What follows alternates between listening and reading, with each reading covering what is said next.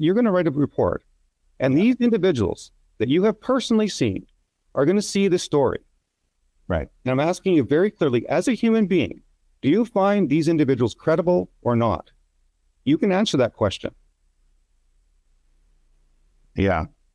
Yeah. What I think is not super relevant. I'm asking you a question. Oh, really? No. It's not relevant, but you're going to write a whole story on your thoughts. In Saskatchewan, the CBC tried to take down an innovative research scientist's private clinic, but Dr. Diane Goodenow turned the tables with a jaw-dropping offer. He's offering his full suite of services completely free to any Saskatchewan resident with ALS who wants to join. Let's dig in. Last week, I featured the story of Dr. Diane Goodenow, a highly cited neuroscientist, biochemist, and clinical research expert who has been the target of a smear campaign against his restorative health facility in Moose Jaw, Saskatchewan, by the ALS Society, the Saskatchewan NDP, and our state broadcaster, the CBC.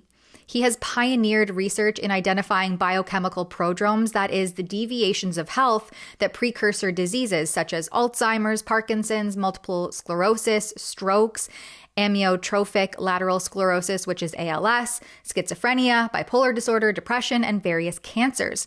In 1999, he even patented a new technology that uses a special kind of mass spectrometry to track and study human biochemistry.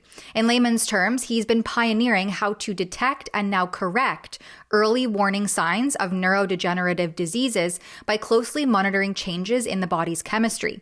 So here's what happened as laid out by Dr. Goodenow in his latest press release, where he announced free services to ALS sufferers. On June 13th, CBC's Jeff Leo dropped a story that he says twisted the facts, smearing Dr. Goodenow's innovative ALS work at his Moose Jaw clinic.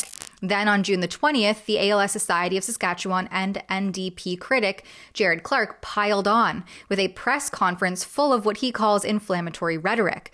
Goodenow says their mission is to shut him down, despite having spent decades advancing cellular health and regenerative neuroscience. But Dr. Goodenow's full June 9th interview with Leo, which he wisely recorded and has made publicly available for a never-before-seen insider perspective into how the CBC conducts itself, tells a different story, one of rigor, hope, and cutting-edge science.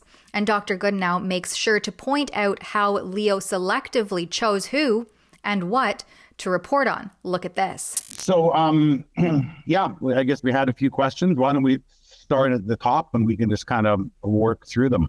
So this is like 3 times the charm, right, Joe? Exactly. We've been at this for some time. And, yes. And it was actually a story that missed you with Bonnie when she came to see the facility there. So how'd that all go? Yeah, no, it was good. Yeah, it was really good. And thank you for the tour and yeah, it was helpful. It was helpful to see all of that for sure. And she was able to interview Scott and Howard, 2 of our ALS clients, while she was there. Right. Yeah, saw that.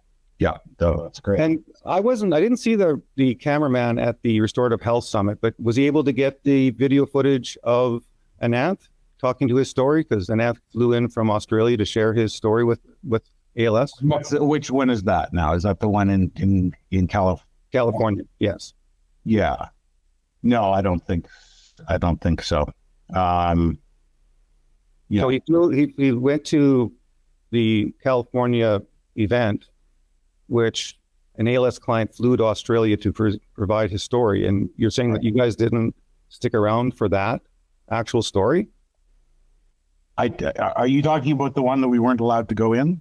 You were absolutely there. So you didn't give us any advance notice, which would have been nice, and we would have provided you with a whole bunch of press credentials, but your cameraman was there and he was taking video footage, and Ananth flew all the way from Australia to share his story with ALS. Okay. I would suspect, and he was available, just as we've met other people, he's very publicly orientated. Do you have that story? I'm not aware of us. Are you aware of that, Albert? So we would have had a recording of the Zoom version. Yeah. So yes, we do have. You had somebody on site. We had somebody on site, but unfortunately, he was asked to only take photographs, and then he was asked to leave shortly as well. So he did not stick around for the full day, nor do I think he was offered to stick around for the entire duration of the summit. Well, I think that from my understanding, and we were all surprised, and Jeff, I know I reached out to you and asked you if you guys were coming and if you needed any credentials, and you said you didn't think so. And then when somebody jumped in and called me and said, hey, we've got somebody from CBC here, they gave quite a bit of footage. To my understanding, they were doing a lot of video interviews. However, it was my understanding that from the team on the ground there, that the hotel was not aware and had not approved of this documentation or the video. And it was the hotel, to my understanding, that told them that they had to shut it down. But again, I was not there. Certainly, we were the ones that invited you. Dr. Goodnow asked you if you wanted it. We were setting it all up, but we just didn't know that anybody was coming. And so I got the last minute phone call of, who is this person? Did you approve them? And I said, I wasn't aware of it. We've covered this already. It's fine. And I met with them. I met with him personally. I talked to him, and he seemed like a fair enough, nice fellow. So I was assuming he would get the, your focus has been on ALS, right? Because you bring up Corey on a regular basis and others, but I think, making sure that, we try to provide you with full and open access, sure, especially to those clients who have provided us with authorization to do so. So I'm quite surprised. And so you'd have that content. And then also Bonnie and the crew that was there when Dr. Sakota was here to giving the lecture on Parkinson's, I actually allowed you guys to double mic me. So we had our own mic. You had a full mic on me for the entire event. It was all great. And so why don't we run through these questions? We're not going to have a ton of time here today. So, okay. Yeah.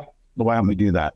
Now, if you want the full scoop, I think that you should watch that full June 9th CBC interview, because it is night and day from the smear that they spun and published. When I sat down with Dr. Goodnow for an interview on June 25th, he called out what he believes to be a breach of journalistic integrity by the CBC.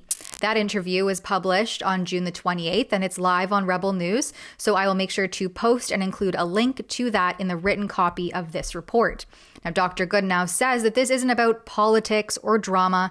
It's about people, the ALS community in Saskatchewan, who deserve options, not attacks and restricted care. Dr. Dayan Goodnow is a trailblazer focusing on prodromal health, helping the body to repair itself from the inside out at the cellular level. His ALS treatment focuses on fixing the main problem, a chemical imbalance involving one that overstimulates and harms motor neurons. Unlike most drugs that merely slow symptoms, his work with plasmalogens, which are key molecules for brain and nerve function, offers a science-grounded path forward. Is it a cure? No, at least not yet, but it's innovative, cutting-edge science that offers the most hopeful approach out there, and he's bringing it to Saskatchewan's ALS community free. To any resident with ALS who wants to join the Dr. Goodnow ALS Saskatchewan Challenge. There's no strings attached, just a commitment to show up and help pave the way for future patients. Dr. Goodnow will be offering a virtual event to learn more on July the 30th.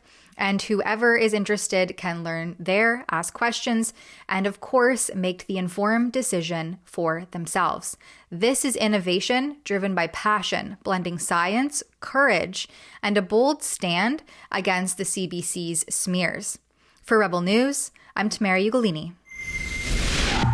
The CBC seems to cover for the state more than they don't. And if you're fed up with it, then please consider supporting our work, signing our petition, and calling on the CBC to stop lying at cbclies.com. That's cbclies.com.